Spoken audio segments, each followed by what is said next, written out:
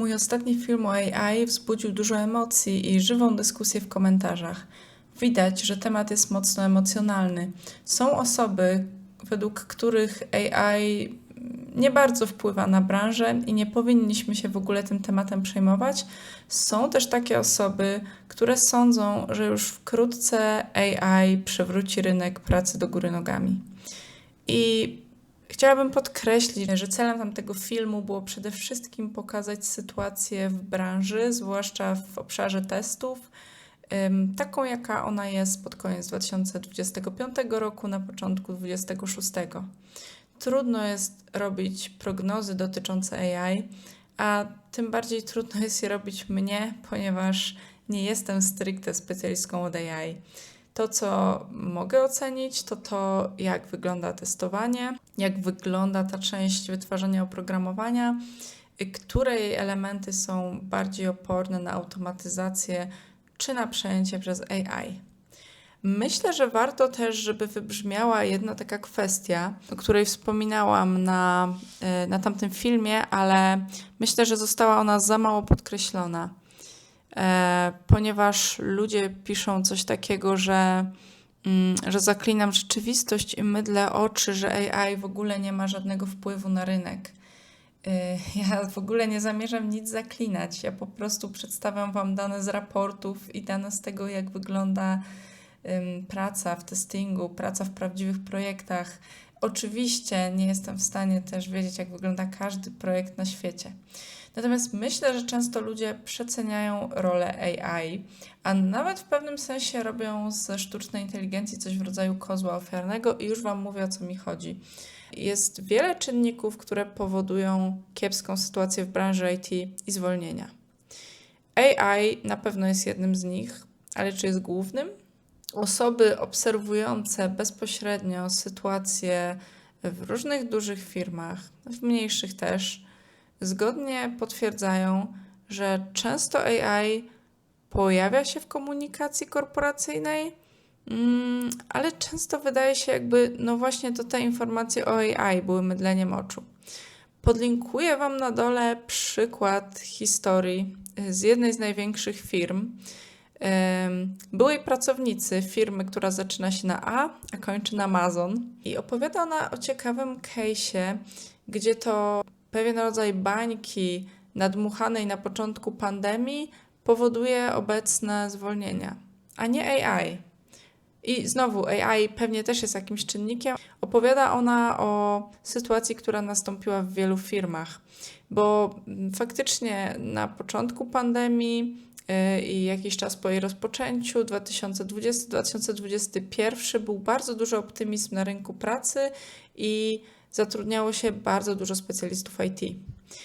Być może nawet zbyt optymistycznie. Zatrudniało się czasami dziesiątki programistów i innych specjalistów, nie myśląc nawet, czy na pewno to nie będzie za dużo osób, czy będzie dla nich praca. Było bardzo, bardzo dużo pracy w tamtym czasie. I po jakimś czasie okazało się, że część osób nie ma co robić, że ten optymizm był może zbyt duży, że stawki też były dosyć duże i że nagle osoby, które zarabiają bardzo dużo, nie mają nawet szansy czegoś wnieść do firmy, bo po prostu nie ma dla nich zadań.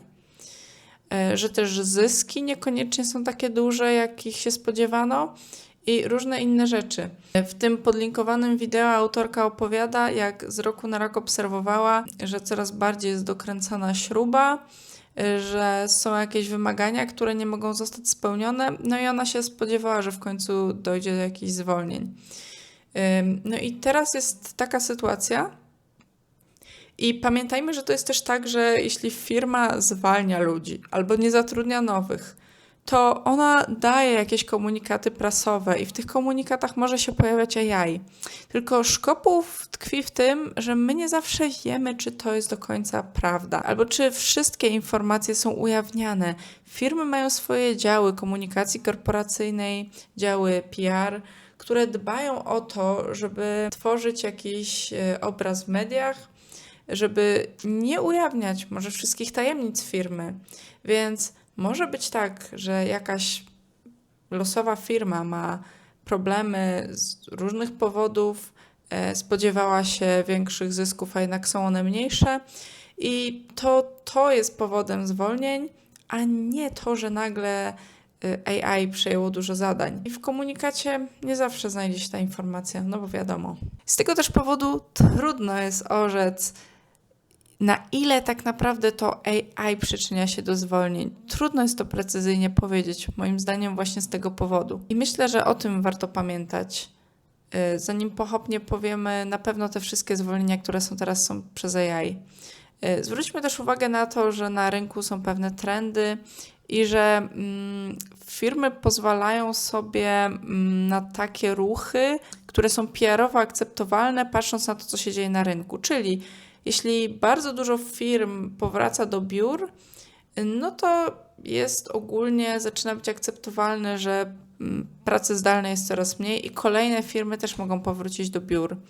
Jeśli jedna firma, druga, trzecia, czwarta twierdzi, że dużo rzeczy automatyzuje albo zastępuje AI i w związku z tym zwalnia, no to być może inne zaczną też się nad tym zastanawiać. Natomiast co do przyszłości AI, nie będę tu robić dokładnych przewidywań, bo tak jak mówiłam, to nie jest moja rola i sądzę, że w obecnej chwili komukolwiek jest trudno robić takie przewidywania. Natomiast może to pójść w różnych kierunkach. Może to pójść trochę tak jak VR. Było mówione, że VR będzie taki boom, będzie się to coraz bardziej rozwijało i trochę utknęło to w miejscu. Ten temat się trochę rozwija, ale nie zawojował on jakoś mocno rynku i generalnie jesteśmy trochę w punkcie wyjścia. Może być tak, że faktycznie AI się super rozwinie, a nawet pojawi się coś takiego jak osobliwość, no ale wtedy to, że konkretnie testy zostały przejęte przez AI, będzie chyba naszym najmniejszym zmartwieniem, bo wtedy nasz świat się tak bardzo zmieni, że wszystko stanie do góry nogami. Jest to możliwe. Jest też możliwe, że ten hype się trochę zmniejszy.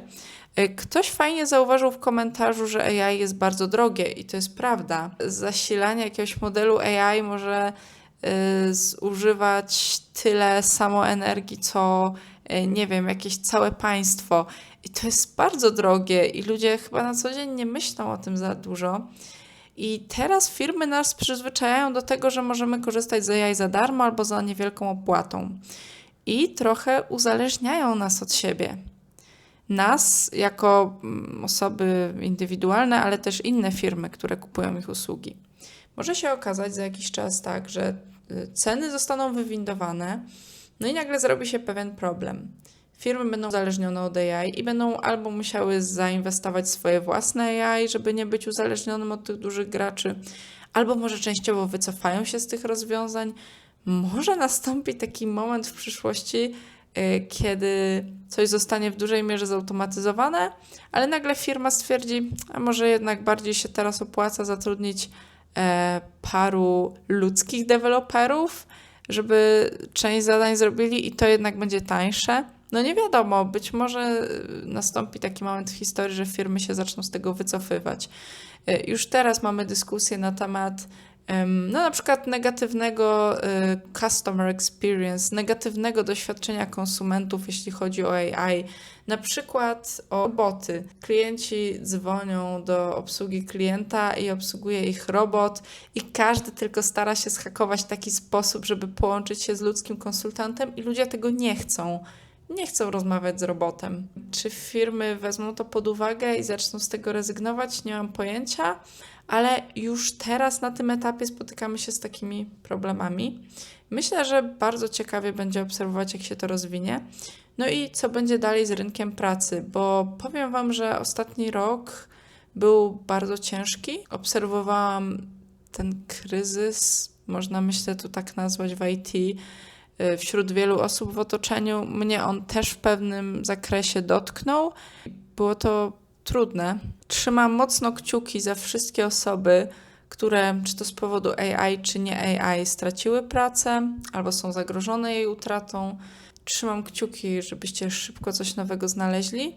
No i mam nadzieję, że przyszłość przyniesie dla nas jakieś pozytywne wieści dla nas, czy to QA-ów, czy deweloperów, czy innych specjalistów IT, że jakoś się odnajdziemy w tej rzeczywistości, że rynek może będzie trochę bardziej przychylny. zobaczymy. Dzięki za uwagę. Daj mi znać w komentarzu, jakie są Twoje obserwacje. Czy może na przykład jesteś osobą, którą dotknęły zwolnienia i masz swoją hipotezę na temat tego, czy AI odegrało tu większą rolę, czy coś innego? Jeśli podoba Ci się ten film, to będę wdzięczna za kciuk w górę, za suba, za jakikolwiek komentarz na temat tego, o czym chcesz posłuchać w przyszłości.